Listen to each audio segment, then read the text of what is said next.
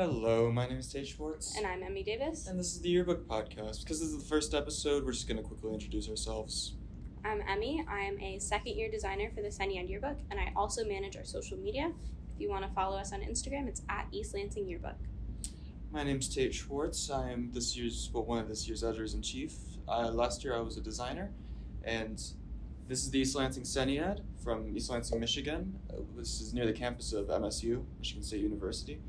And one really nice thing about that is that our Interscholastic Press Association, MIPA, is based in MSU. So everything yearbook and journalism in regards to high school education happens near us. When we went to summer camp, we almost walked down the road. So we've met a lot of people, we've gone to a lot of conventions, and so we're here to just pass on some knowledge that we've had before we go away and graduate and never touch journalism again, probably. And so we're going to start every episode off with an interview with a random staff member. And the first one, we have a really special one because it's our advisor. So enjoy. Okay, you're Mr. Harrell. Would you like to introduce yourself a little bit? Hi, my name is Harrell. I'm a 7th-year teacher here at East Lansing High School, and I teach a lot of classes like English and photography and yearbook and newspaper, and that's what I do for a living. Great. What is your favorite class? There is a right answer. That's a great question. On the record, it depends on the day. Today. Actually, yeah, probably this or portrait for sure. You see, so you said 2 classes. Yeah. I feel like this is not a podcast anymore. I feel like this is a grill, and you have put me in a place where I'm now recording my deepmost thoughts. He says next question. Okay. Your next question is, what do you want to be when you grow up? Gosh.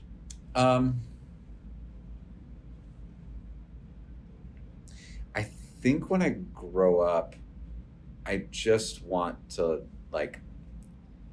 be really good at saying no to things.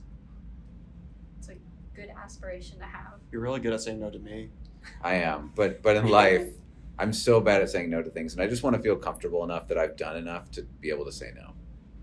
That's deep. It is. It's much deeper than the podcast. Oh, okay. When I grow up... It's a lighthearted Okay, podcast. lighthearted. Sorry. I know. Existential Yearbook Advisor Podcast. Is this the second existential crisis I've given you? Yes, it is. Okay, when I grow up, I for sure want to be a Michelin star chef. Absolutely. Your next question is, what's the biggest thing you've done this year? I think that, again, lighthearted or like funny? What are we? Your choice. Oh, okay. I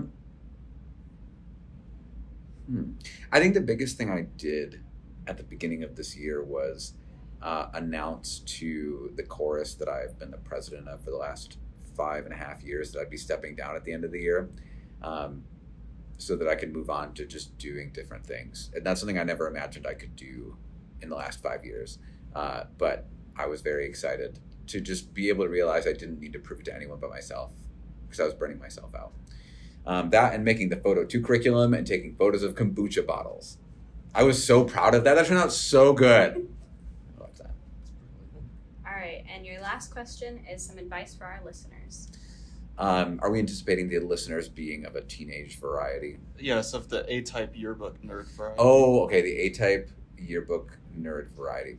I think my advice is to take what you do incredibly seriously, but also never lose sight of how ridiculous it is that we spend this much time and energy doing it. Like, it's crazy. No one besides athletes and band kids spend this much time doing anything, right? Like, this is ridiculous that I have brainwashed all of you to believing that this is so important. But, don't lose sight of the fact that it really is. Well, thank you for being our first interview on the podcast. Whoa. Yay! Is there anything you'd like to say? You can find me at, let's see, where can you find me? If you just Google image search Cody Harrell, you'll see me there. I'm there quite a bit. On social media, you can try to follow me and I'll probably ignore it. And you can see me in your local kombucha shop. That's wonderful. Have a good day. Thank you. Wonderful. Now, this is going to be 5 tips for students doing yearbook. Most likely editors, because those are the people who are going to go out of their way to listen to a Dumb Yearbook podcast. Before we start, there might be weird cuts throughout the episode if people walk in, because we're recording this in our photo studio. So, we're low budget and high effort. Tip number 1 is that the people who need the most help are the people who aren't going to ask for it. If you're an editor and you're going around, you kind of expect that, hey, it's common sense. People who need help are going to reach out to you and say, hey, I'm having trouble designing. Can you give me some help? But that's never true. There's always students who will just sit in the corner in their woes and wait until their problems get solved for them.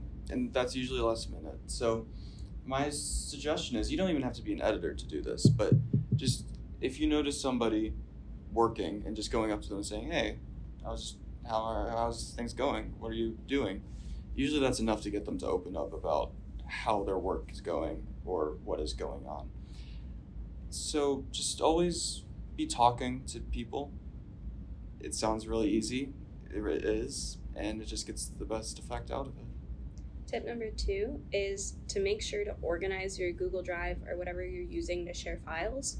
And just to remember that not everybody organizes the same. For me personally, in the way that our yearbook staff works, designers organize Google Drive and make sure that everything is in, manage the teams, and then put the stuff into the spreads. But after working with so many different teams and so many different people, it's something I've learned is that people don't think the exact same as you, and by opening your mind to what other people are thinking and how they organize can make your work go smoother and faster. I learned this the hard way. I introduced to-do lists, and then only half the team used them. And so when I go to some of the teams who just ignore the to-do lists, and I said, how are you organizing things? They'll show me their own system in old ways, and I'll just go, all right, as long as it works. Because really, as long as it works is the system that you need to go by. So as long as you make sure that everybody has a system of organization and that it is functioning well, that's all you need. Tip number 3 is to have initiative. And what I mean by that is that if you ever want to do something, you should do it, because the best things that happen are the things you have passion for. For example, it's the book's almost over, and so I say to Emme, hey, do you want to do a podcast? And here we are, and we have passion for it, and this is probably going to be one of the most memorable experiences of the year.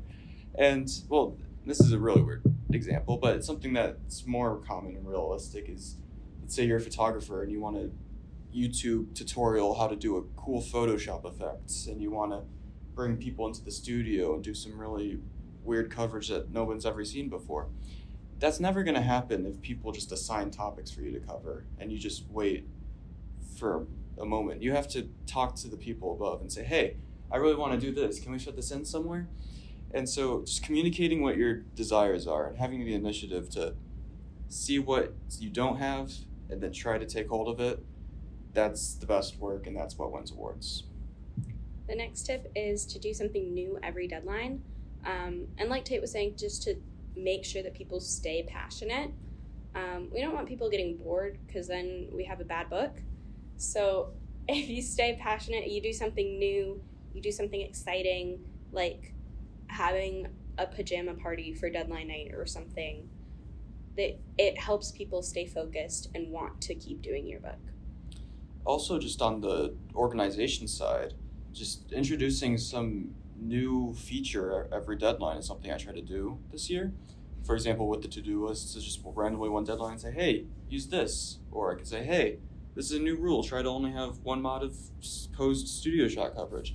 And so experimenting is something really important for Yearbook. The only person who has consistently done Yearbook is the advisor. All of it, the rest of us are just improvising the entire time. So it's really okay to do something bad and maybe introduce something that nobody wants.